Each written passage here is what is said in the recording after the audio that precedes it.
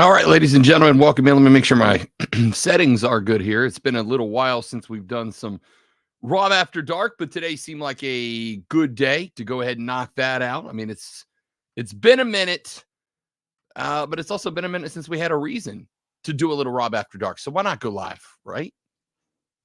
For those of you that are watching this in the future, the reason we have elected to go live tonight, Frank Reich and a good number of the staff got the boot today from the Carolina Panthers. We've seen a couple of assistant coaches that are no longer with the team alongside Frank Reich, and wanted to talk a little bit about it. Obviously, we're going to break this down in length during the Rob Brown Show tomorrow, which airs from 6 a.m. until 10 a.m. on the Fan Upstate, 97.7 in Greenville, 97.1 in Spartanburg. And, of course, if you're not in the upstate of South Carolina, around the world at thefanupstate.com or by downloading the Odyssey app, AUDACY, searching and subscribing to the Fan Upstate and the Rob Brown Show, and you can hear everything there.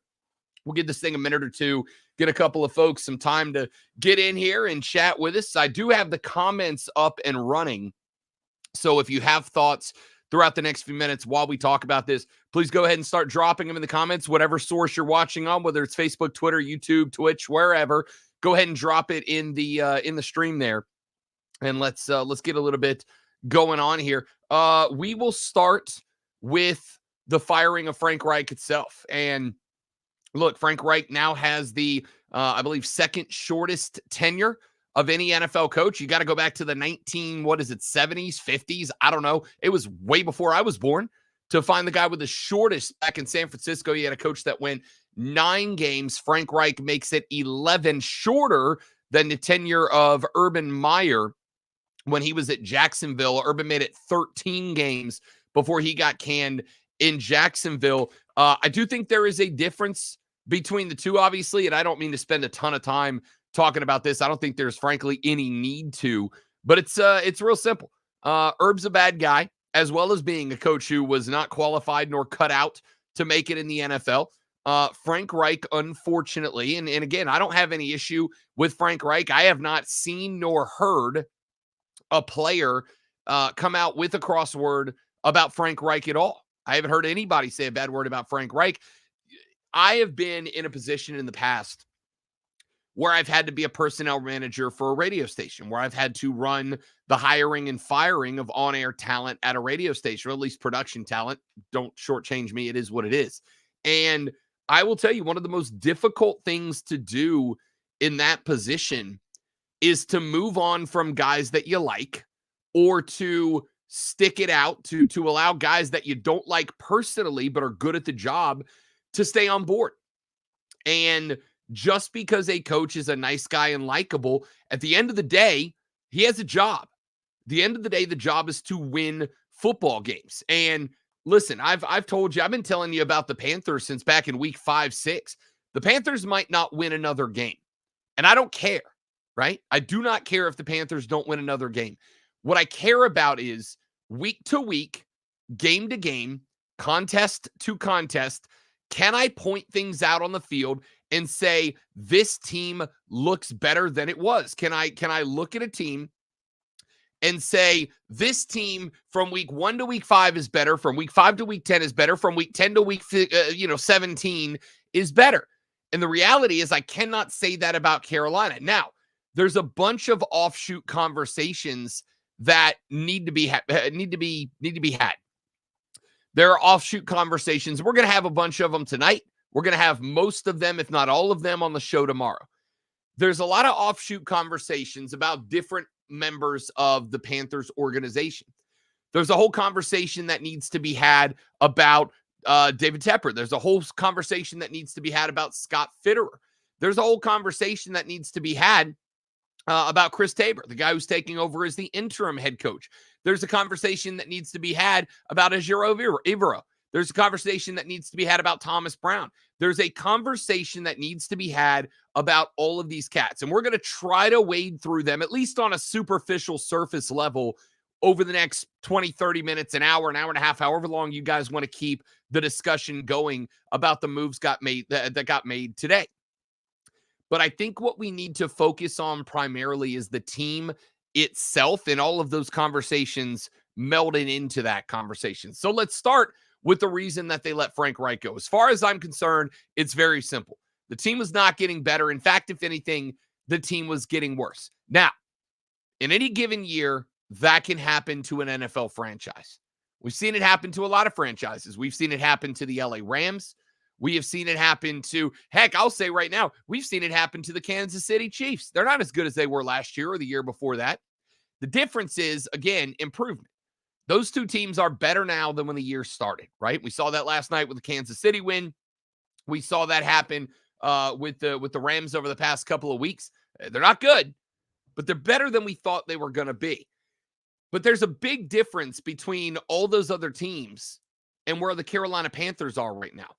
The Carolina Panthers have their future in the building, whether you like it or not. As much as the Cats spent on Bryce Young, he is the future now. That's it. End of conversation. He is the future. You have invested too much into BY to make anybody else the future of the franchise. You can't afford to make anybody else the future of the franchise. Even if we knew for a fact, and we don't, okay? We don't. But even if we knew for a fact that Bryce Young was a bust, we knew that. You can't afford to make anybody else the future. You can't afford to get into the Caleb Williams sweepstakes, the Drake May sweepstakes, the Jaden Daniels sweepstakes, the Michael Penix sweepstakes. You can't afford to invest in that. So you've got to build around Bryce Young as if he's the future, because he's all you can afford to be the future right now. You got to go in hard on this cat. And if we get 2-3 years down the road, and you have built an actual team around Bryce Young, right? You've got an offensive line that fits the tactics that you need to employ for Bryce Young to be successful. You go out and you find a true number one wide receiver, a true number two wide receiver, because I don't think you have a wide receiver 1 or 2 right now. Your best receiver is Adam Thielen. He's a number 3 wide receiver. And I'm not talking on the depth chart. I'm talking in terms of positions on the field, the X, the Y, the Z. He's the Z receiver. That's not a question. That's a statement. I'm not asking for your opinion on that, because if you believe anything else to be correct, you're just wrong. He is a Z wide receiver, a 3 wide receiver, right?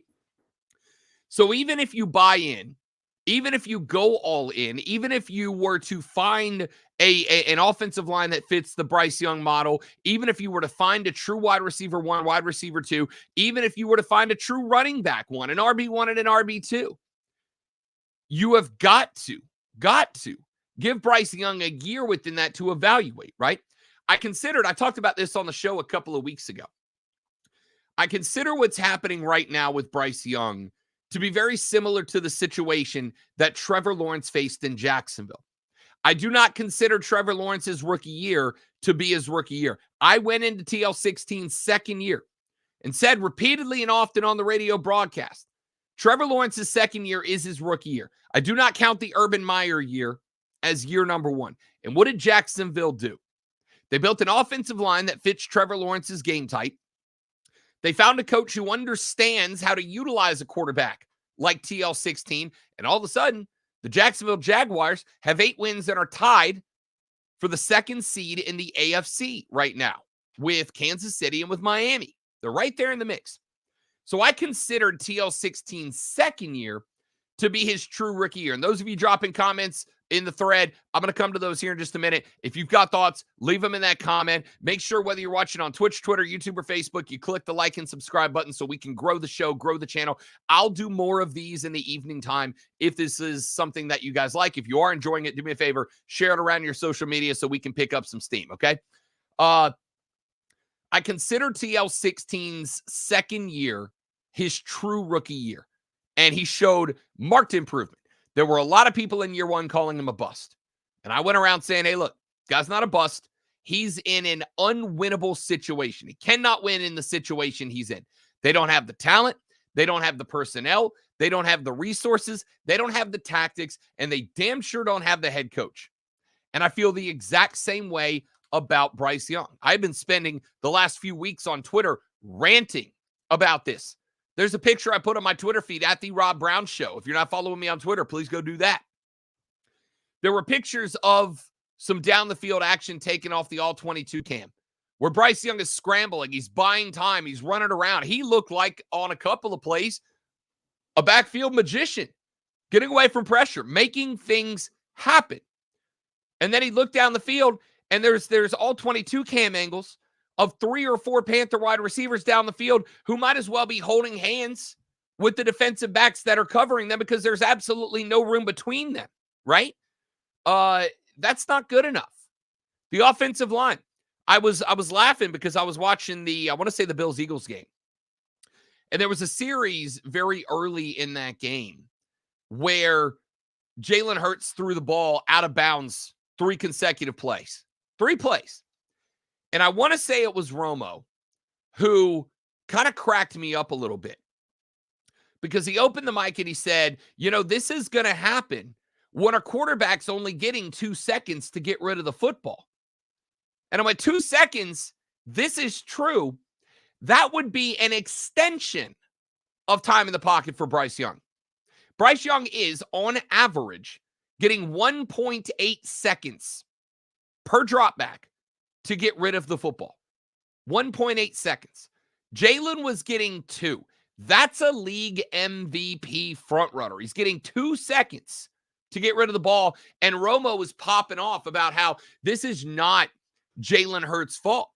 This is not the potential league MVP's fault. He's only getting 2 seconds. And I'm sitting there screaming at the TV going, hey, Bryce Young is getting 1.8 seconds per dropback to get rid of the football. He is getting less time than Jalen Hurts on Jalen Hurts' worst day, his worst day. And yet everybody's expecting Bryce Young to perform as if he is Jalen Hurts with less time to do it, while Jalen is having very well-known color commenters make excuses for him for a possession that he throws the ball out of bounds 3 consecutive plays in the Eagles punt. That's a tactic problem.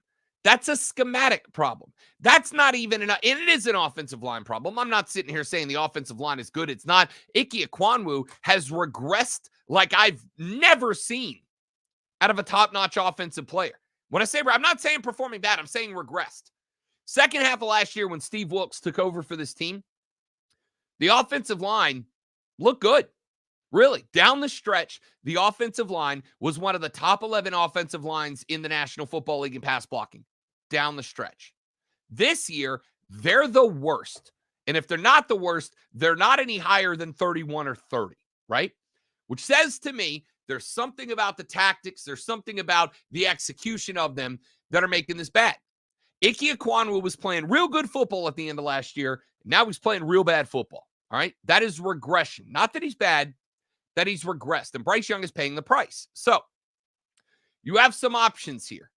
You have some possibilities here. Frank Reich, at the end of the day, everything comes back to him, right? It is an expression that there are times that it drives me up a wall, and there are times that it is ridiculously important to follow the cliche that the buck stops at the top, right? So why did we end up making the decision to move on from Frank Reich? The answer is, at the end of the day, it all rolls uphill to Frank Reich. He's the guy on top of the mountain. Except he's not, right? Except he's not. Here's part of the problem, and this is one of the reasons that I do actually have sympathy for Frank Reich. I have sympathy for Frank Reich because Frank Reich was not given the opportunity to build out his staff. Scott Fitterer and David Tepper built out the staff. It's part of the reason I think the staff was having some issues. And I absolutely believe there was some drama in the locker room, right?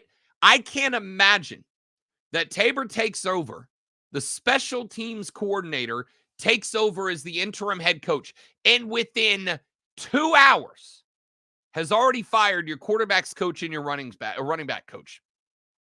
Them firing 2 coaches, position coaches, within 2 hours of an interim head coach taking over tells me there were some issues in the locker room. And remember, this exact same thing happened last year when Steve Wilkes took over as the interim coach, right? They let Matt Rule go. Steve Wilkes steps in. He immediately fires, who was it? Phil Snow and Joe Brady, the offensive coordinator, both gone in a handful of minutes. Or was it Joe Brady that was gone and Snow came a week later? I don't remember what it was. Point is, this happened. Same thing happened last year. Now, from a fan perspective, wildly frustrating. Wildly frustrating that in back-to-back years, you have made a coaching change in season, that in back-to-back years, you fired assistant coaches in season, and then in back-to-back years, you're bad. I understand it's frustrating, especially with a first overall draft pick at quarterback. Wildly frustrating. I understand. And this is also why I've said on Twitter a couple of times today, hey, look, it's a real simple concept here, right? Real simple concept. You're in a position where if Scott Fitterer doesn't go and you don't bring in somebody who's not a Tepper yes man, none of this crap matters, dude. None of this matters if you don't make that move. I'm gonna simplify this as much as I can for you. And I said this to Rashad Beard earlier today. He's going to join us for an emergency segment on the pod tomorrow, and we'll talk about this a little bit more in depth. I'm going to make this real simple. You can fire the coaches. You can bring in whoever you want. You can let Evero take over. You can let Brown take over. You can bring in Harbaugh from Michigan. You can bring in Bill Belichick. You can bring in whoever the hell you want. But at the end of the day, if the head coach does not have the control to fill out a staff, if the head coach does not have an arm-in-arm relationship with the general manager and only the general manager to make these moves, it's not going to matter, right? It's not going to matter. I said for a very, very long time that I thought the hate for Dave Tepper was maybe a little bit overblown. But I have come completely around on that. I have done a 180 on that thought. David Tepper is the problem, right? And let me tell you, in my opinion, this is somewhere between analysis and speculation, right in the middle of that. The reason David Tepper is the problem, in my ever so humble yet frequently correct opinion, is very simple. Dave Tepper has a problem that a lot of owners in the NFL have. A lot of bad owners in the NFL have. Dave Tepper thinks Dave Tepper is the smartest guy in any room that Dave Tepper enters, right? Now, with that being said, there was a little bit of optimism today, and it came from a spot that I saw the minute that the firings of McCown and Staley came down. The first firing, the firing of Frank Reich, did not come out in a press release from the team. Where did it come from? Go back and look it up. Where did the first release come from? It was not the PR team. It was not a press release. The firing came from Dave Tepper. The firing was announced in a note from David Tepper. It came from a statement from the owner on social media, right? The owner made that call. And the immediate first thought I had was, Dave, do you not see the problem here, guy? You're in this problem because of you, and yet you're the guy who's going to step in and fix it. But it was a move that needed to be made. I'll tell you where the optimism came from. The optimism came about 2.5 hours later when McCown and Staley were let go. And those two cats got let go. From what I've been able to tell, some conversations with people in Charlotte, and just reading between the lines in the way that all of this was handled in the timeline that was established today. It looked to me as if those firings were made by your new interim head coach. That's what it looked like to me. It looked like the firings were made by your new interim head coach. The way that those were announced versus the way that the departure of Frank Reich was announced certainly made it sound as if those came from the new head coach, not from Dave Tepper. So my question is Dave Tepper finally going to do something that I have been saying every owner in the league needs to learn how to do? And I know it's tough. You don't become a billionaire without pulling the strings, right? Nobody has ever been made a billionaire by somebody else unless they were married to him. That's real simple, right? But you got to get out of the way. And the phrase that I have used a million times, and this is not new. Tep's not the first guy that I've said this about. But the phrase that I have used many, many times in the past is you got to let football guys do football things, right? If you're a hedge fund manager, I'll tell you what, if I ever need hedge fund managing advice, you'd be my first call. If I ever decided I was going to fire up a hedge fund, Dave Tepper's a guy I'd want on the phone line. That's a contact I'd love to have. Hey, Dave, how do I do money? Because I don't know how to do money clearly, right? How do I do a money, Dave Tepper? But I'll tell you what I'm not going to do. What I'm not going to do is call a hedge fund manager to figure out how to run my football team. Just like I would not call Andy Reid to ask for him how to run a hedge fund. I would not call Dave Tepper to ask him how to run a football team, right? And the problem is the guy that David Tepper has leaned on to run and manage a football team is David Tepper. That's right. And worse. And worse. His wife. His wife. There is too much smoke in the air over the Panthers HQ about Nicole Tepper being involved in every decision that's happened for that not to be the case. I have talked to people that are very well connected to the team. And I have been told one of the things that has happened is that over the past couple of years, Nicole Tepper attends practices and meetings. Now, I don't ultimately have a problem with that. Nicole and David are married. Nicole and David are a partnership. They're a duo. And I got no problem with Nicole being there for what's happening with the team. The problem is, from what I understand, Nicole Tepper has had the power to call meetings. Nicole Tepper has had the power to go into Scott Fitterer's office and give suggestions. I want you to know this, right? And I don't want to have to say this because I feel like it's kind of waving a flag a little bit. I have zero issue with Nicole Tepper being a part of David Tepper's structural organization. I have a problem with David and or Nicole Tepper making football decisions, right? I have a problem with David or Nicole Tepper making football decisions because you're not football guys. You don't have that education. Just being around the game does not make you know the game. Now, it's certainly possible that after 5 or 10 or 15 or 20 years, you could learn the game, right? I'll tell you right now, if I was an owner, if I had $1 billion, well, $10 billion, and could buy an NFL team, I promise you, the first decision that I make is I'm finding the best GM I could find and saying, you got this, dog. Here's the checkbook. Find me a good head coach. Find me a good quarterback. Build me a competitive team. Here's the checkbook. You got 3 years. You don't do it in 3 years, you're out. No offense, but you also have no limitations from me. I'm not stepping in. And the second thing that I'm doing is I'm buying him a big old desk with computers across it. And at the end of the desk, I'm planning a chair for me. And I'm going to sit there. And this is not a me checking up on you. This is not a me watching over you. This is a Rob likes to learn things.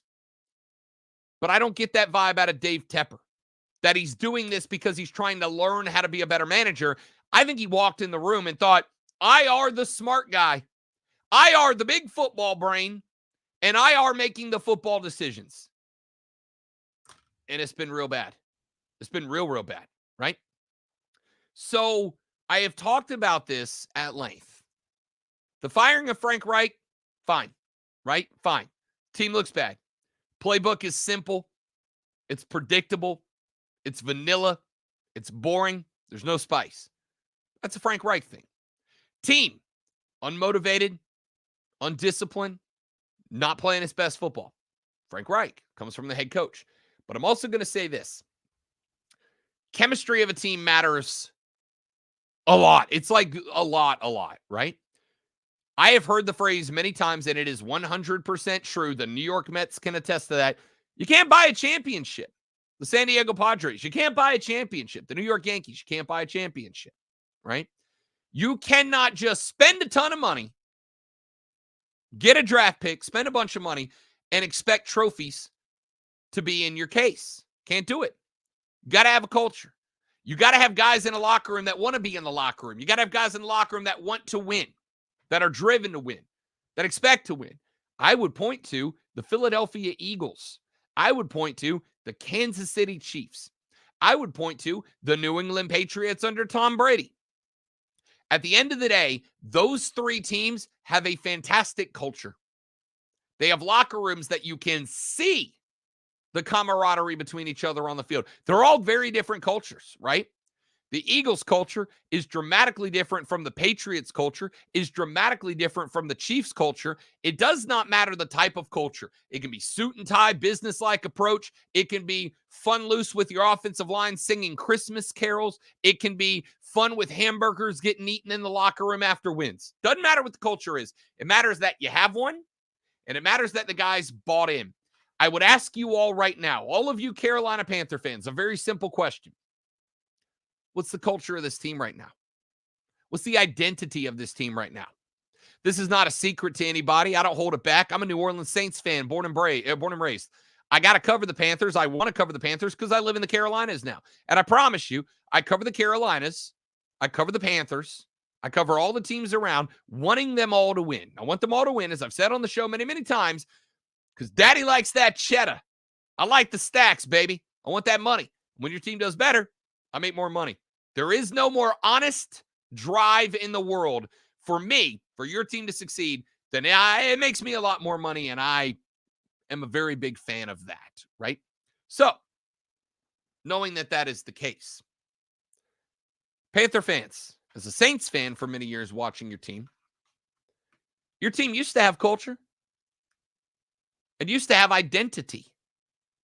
It used to be that you could talk about the Panthers and you talked about guys. You talked about Luke Kuechly. You talked about Sam Mills. You talked about Moose Muhammad. You talked about Steve Smith Jr. You talked about these guys because they were the identity. They were the culture. What's that for you right now? You could have one. You got the guys to have one, right? You got Bradley Bozeman, who seems like a great guy at the center position. You could have an offensive line cultural standing. You got Brian Burns on one side of the field, Agent Zero. You should be able to build a culture around that guy, an identity around that guy, but you haven't done that. And that to me is an owner problem. That to me means there is an owner who's got his fingers in every little thing. And when the owner's fingers are in everything, there's no point which the team can pull back from that and go, who the hell are we? Who are we right now? Right? Who are we? And I don't think we know the answer to that. So, we're going to talk a little bit. We had somebody in the chat just a little while ago. Where was it? Trey popped in, said, I can't understand letting Deuce Staley go. I can. Deuce Staley was a Miles Sanders guy. Remember, Deuce Staley was the guy that was lobbying hard to get Miles Sanders from Philly down to Carolina. He has been a complete and total bust. McCown, you got to blame BY failing on somebody, right? If you're Dave Tepper, you got to blame it on somebody. Because here's the thing. Like I said, and I do like to bring this point up, right? I like to bring this point up. 3 weeks ago on Thursday Night Football, Kirk Herbstreit was talking about the Panther offense, and they were talking about Bryce Young, and Al Michaels said, hey, is this guy a failure? Is this guy a bust? And Herbstreit said, I don't think it is fair to evaluate him right now. Because he doesn't have a wide receiver 1, he doesn't have a wide receiver 2, he doesn't have a running back, and he doesn't have an offensive line. You have asked him to drive a Honda Accord in a NASCAR race and then gone, he's not a good driver. Reality is, Herbstreit was right. And then, a week later, the Cats were playing again on a Sunday, 1 in the afternoon. Greg Olsen, legendary Carolina Panther tight end, is the color commenter. I like Greg Olsen. I think he's doing a spectacular job, to be honest with you. Greg Olsen got asked the same question, is BY a bust? And Greg Olsen had the exact same answer. Said it's unfair to evaluate him right now. Doesn't have an offensive line, doesn't have the wide receiver core, doesn't have a running back. You cannot evaluate Bryce Young. It is unfair, and I agreed with that. And then this past Sunday, Mark Schlereth was on color for the Panthers game against the Tennessee Titans. And Mark Schlereth got asked the question, is Bryce Young a bust? And Mark Schlereth said it's unfair to assess the guy's career so far because he doesn't have an offensive line, he doesn't have a running back, and he doesn't have wide receivers. That is 3 different guys that all said the same thing 3 weeks in a row. And I promise you, one of the things that happens when you get in TV, I've done it, I've been there. It's true in radio too, more so at a national level. You don't want to have the same takes as everybody else. You don't want to say the same things. as everybody else. You want to be unique, original, individual. That's why hot take radio is so big. That's why you get guys like Colin Cowherd who say ridiculous things all the time. Because if 50 guys all have the same take, even if it is a spot on take, if 50 guys all have the same take, 50 guys put that take on the internet, 50 guys to kind of spread out the attention that take gets. But if you go on the internet and you say something real dumb, you say something really hot takey, then guess what happens? You get attention. People dunking on you, right? Stephen A. Smith, Skip Bayless, they made a career out of this. People dunking on you get you attention. Attention gets you paid. Trust me, I know. I'm having a real hard time with that in my career right now. Okay? We'll talk about that later. You'll be my psychiatrist. I don't pay. Guys don't want to have the same opinion, especially back-to-back, week to week to week, 3 games in a row from 3 different guys. But all 3 did. And I'll go one step further. I'm okay with Herb Street. I don't like him. I don't dislike him. He's just a guy that's there. I think he does a good job, right? I don't go out of my way for Kirk Herbstreit. I think he does a good job. Right there in the middle for me. I really like Greg Olsen. He's up here at the top. He's a guy I will go out of my way to watch talk about football. I think he gets it. He knows the game. He understands the game. And he does a good job communicating the game with people. I like Greg Olsen a lot. Mark Schlereth, I don't like it all. All right? It goes way back to the past. Mark Schlereth and I had a dust up many, many years ago. Bygones be bygones. He probably doesn't even remember it happened. But Schlereth and I had a big dust up a few years back, and I'm still not a big fan. All right? He called me some stuff on Twitter. I called him some stuff on Twitter. It was pretty ugly. I was like 26. Shut up. Leave me alone. I don't like Schlereth. So I got a guy I really like in Olsen. I got a guy I'm okay with in Herbstreit. I got a guy I don't like at all in Schlereth. And all 4 of us agree on this take. All 4 of us agree. It's too early, and there's not enough firepower around Bryce Young to appropriately evaluate whether he's a bust or not, really even where he is in his career, where he is in his development. So with all of that being said, all of those things do indeed come to Frank Reich. You can pin the lack of development on McCown. You can pin the lack of production out of the running back field on Deuce Staley. All of these firings had a reason, right? And I suspect if you are the interim head coach, you're going to do that, right? I'm going to clean slate this thing, or at least the best I can, just like Steve Wilk did last year. I'm going to clean slate this thing. I'm going to move on. And again, leave comments in the thread. I'm coming to your comments. I'm going to talk about these here in just a couple of minutes. So Chase and Nanook of the North and Zach, who else we got in here? Skrilla, James, Mason, Josh, DJ, all you guys stay in there right now. I'm going to come to the comments here in just a minute. All of these firings were because of lack of individual issues on the team. And I'm fine with all of them. I'm fine with moving on from Frank Reich. I like Deuce Staley, but I'm fine with moving on from Deuce Staley. He picked the wrong guys at running back, and they did not get better in the run game throughout the course of the year. I pinned some of that on the offensive line, too. I'll tell you what, right now, I'd move on from the offensive line coach as well, right? I'm fine with moving on from McCown. The lack of development out of Bryce Young, you can pin that on him. I'm fine with moving on. I'm fine with going with the old Iron Man clean slate protocol, all right? I'm good with all of it. But let's make this real simple, okay? I didn't need 33 minutes and 51 seconds to arrive at this conclusion, but I did anyway because that's what we do in sports talk entertainment. We have been saying for a very long time that Scott Fitterer needs to go next, right? Fitzy's got to be the guy that goes. Fitterer's got to get out. But I'm going to tell you something. I don't think it matters. I don't think it matters. I'll tell you why I don't think it matters. I think Fitterer is nothing more than a yes man for Dave Tepper. He's just a yes man.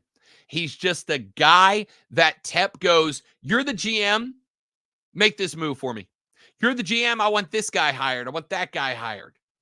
That's what just about every rumor out of Charlotte, North Carolina says. Fitterer is a yes man for Dave Tepper. So there's really only one thing that comes to light here. You have 2 realities. And either one of these realities can be true. And the unfortunate part is these realities will be decided, which reality we enter, will be decided solely and only by David Tepper. Over here is a reality where Dave Tepper allows football guys to do football things. That's why I said earlier, I almost got a little giddy at the announcement of the firing of Staley and McCown. Not because they're gone, but because of how the announcement came in contrast to how the announcement came about Frank Reich being let go. Reich got let go. We got a note directly from Dave Tepper. Those two guys got let go. We got announcements from the team. That says that this was a coach's decision. This was a decision from the interim head coach. This was a decision from team management. Good. That means maybe we got a situation where football guys are doing football things. I want football guys doing football things, not football owners doing football things. So I got a little glint because maybe we're just tiptoeing into that reality. Just dipping our toes in the water in that reality. The reality where Dave Tepper gets the hell out of the way. That'd be great. You still got to make a move at GM. You still got to get Fitterer out of there. You got to bring in a guy who knows what he's doing. You got to bring in a guy who is qualified to do what he's doing. You got to bring in a guy who's going to make the right moves team building wise. But Dave Tepper, maybe getting out of the way and letting football guys do football things is the best possible reality. That's over here. And then there's a Loki timeline that takes us to this reality over here. And in this reality over here, Dave Tepper does not get out of the way. In this reality over here, Dave Tepper pins all the blame for this absolute nuke of a failure of a season on Frank Reich. He goes, oh, that daggone Frank Reich. If Frank Reich would have been better, we would have been great. If Frank Reich would have been better at his job, we'd have been great. And then he goes right back to doing the same things. He goes back to micromanaging the football team. He goes back to letting his wife micromanage the football team. He goes back to doing everything, having a finger in everything on the stove, and not really dialed in on running the kitchen, right? And if that's the reality that we are about to enter, this team is cursed. This team is doomed, right? And here's the frustrating part. There are these two realities. There's a reality Tepper gets out of the way, and there's a reality where Tepper gets even more involved. And to me, those are the only two realities. In the reality where Tepper gets out of the way and lets football guys do football things, and this reality over here, Panthers can be pretty good. Panthers can be pretty good. Let the culture, the identity establish itself. There's no reason it can't, right? In this reality, this team can be good. This is the evil reality. This is the bad reality. This is the ugly reality. In this reality, Frank Tepper doesn't get out of the way. In this reality, Frank Tepper doubles down. In this reality, Frank Tepper actually goes, you know, we failed. It's Frank Reich's fault. I need to get more involved in the program. And I'm going to tell you, if Frank Reich gets more involved in this program, I mean this. You're doomed. You're doomed. You will never see. You may win the division every now and then, especially right now when the division stinks. But you're doomed. You will never win a Super Bowl. You will never win an NFC. You will be bottom dwellers in the NFC for years to come. I'm looking right now at the New Orleans Saints. I told you earlier, I'm a fan. It's not really a shock. I got Saints stuff all over the walls behind me. I'm a New Orleans native. The Saints are in a very similar situation right now. When Sean Payton and Drew Brees were right there, they had an identity. Well, you knew who the Saints were. You knew what the Saints were. What did they get out of it? A Super Bowl, a couple of trips to the NFC Championship game, 3 of them, as a matter of fact. 2 they lost, 1 against Chicago, 1 in the worst call in the NFL's history in the missed pass interference. Should have sent the Saints to a Super Bowl where they would have beat Tom Brady and the Patriots and gotten 2. This is not a Saints segment. I'll back off. Point is, they had an identity. They went to the NFC Championship games 3 times. They won it once. They went to the Super Bowl once. They won it once. Then Sean Payton left. When Sean Payton left, the identity of the Saints left. They brought in Dennis Allen, the most bland, boring-ass vanilla coach in the National Football League, who is also, and this is true, not good at his job. There's no identity in New Orleans anymore. Where are the Saints? Right there in the cellar with you in the NFC South. And if Gail Benson, the owner, doesn't have the stones to realize this is a problem and move on from Dennis Allen and Pete Carmichael, the Saints are doomed.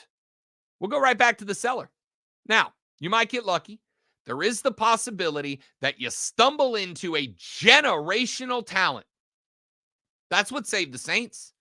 It wasn't Sean Payton. It was the fact that they stumbled into Drew Brees. Thank you, Nick Saban in Alabama.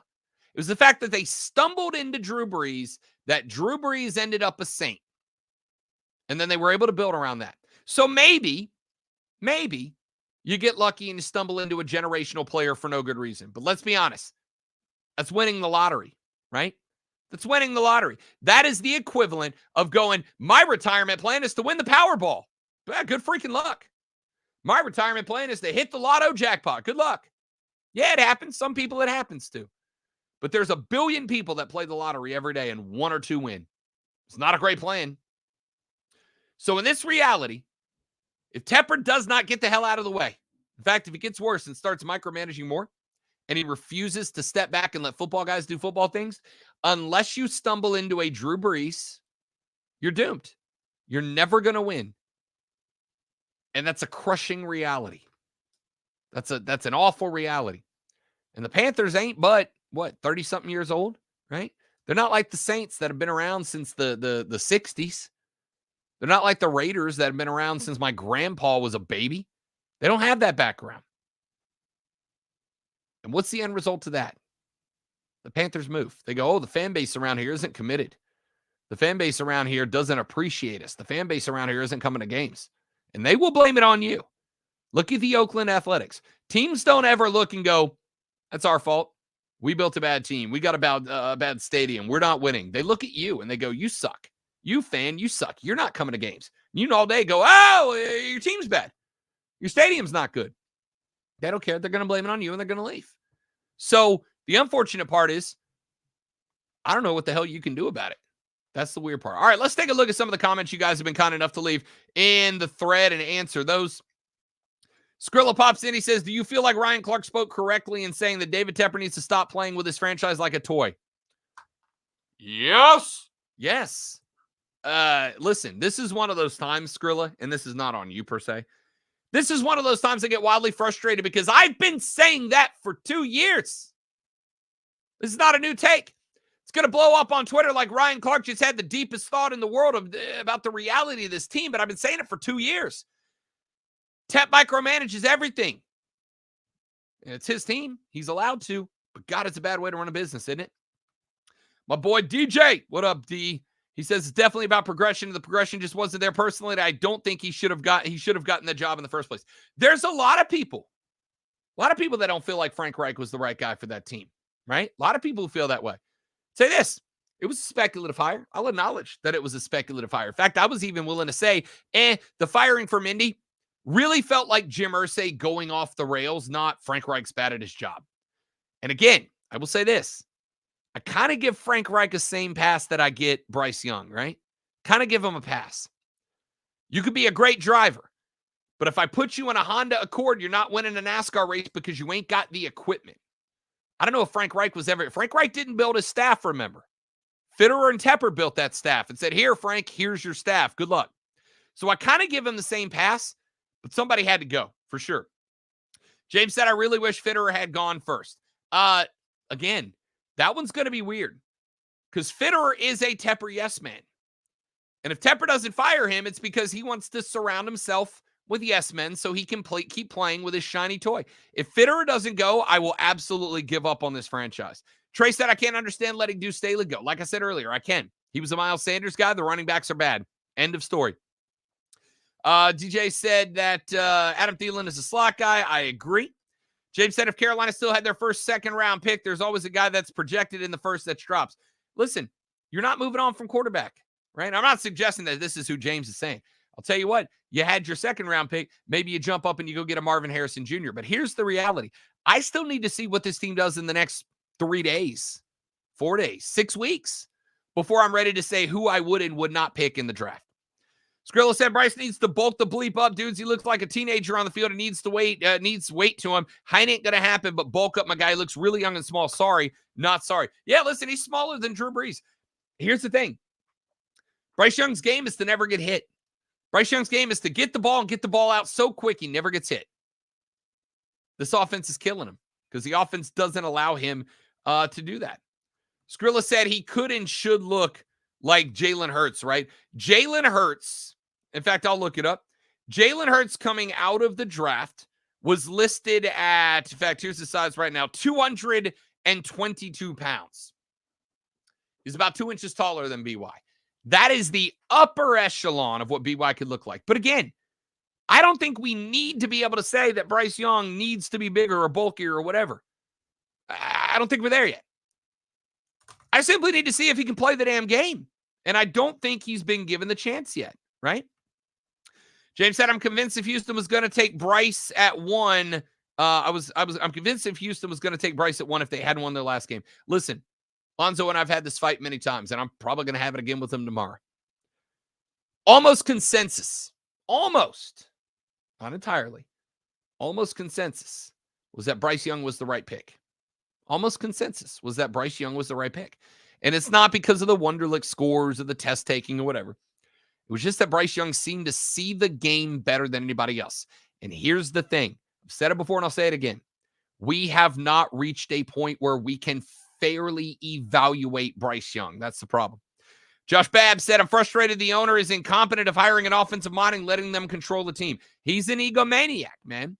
You don't get to be a billionaire without being a bit of a sociopath. You don't get to be a billionaire without being willing to go, I'm the smartest guy in every room I walk in. Don't question me.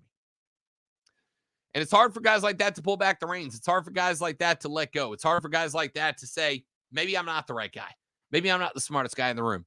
And let somebody else try to be. That's why I said, in this reality, if Tep doesn't acknowledge that and do that, you're screwed.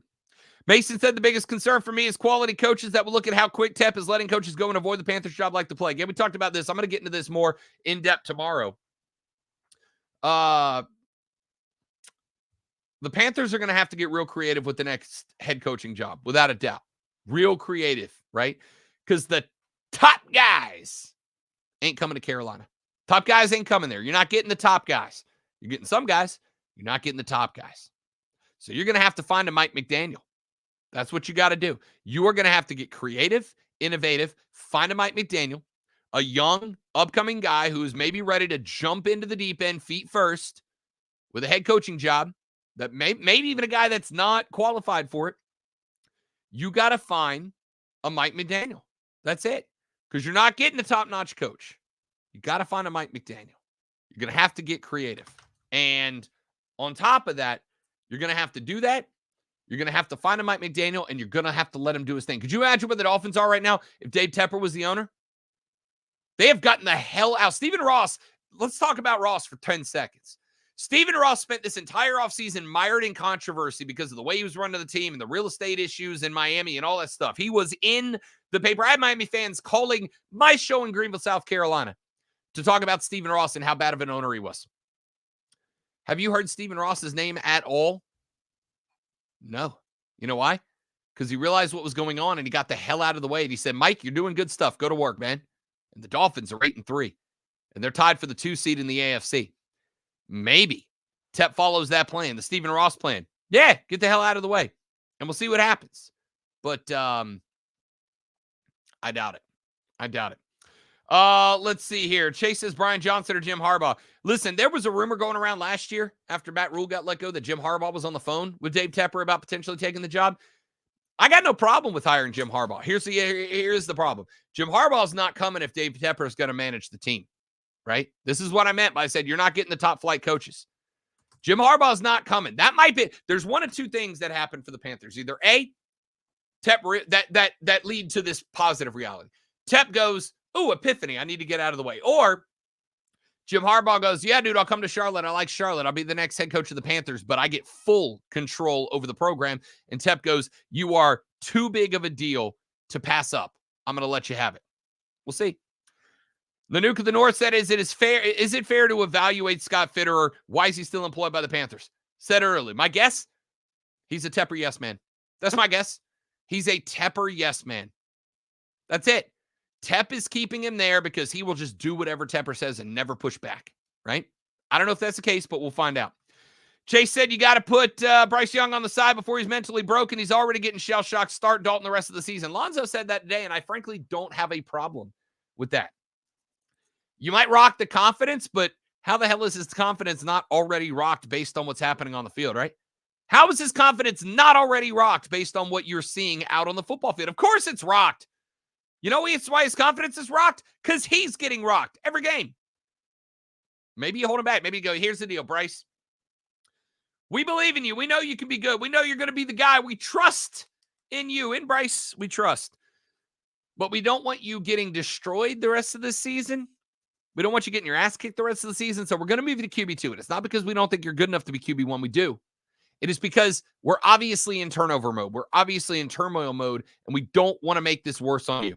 So here's what we want. We want you to watch Andy Dalton. We want you to grow. We want you to learn the game. And next year, we're going to build you an offensive line that doesn't suck.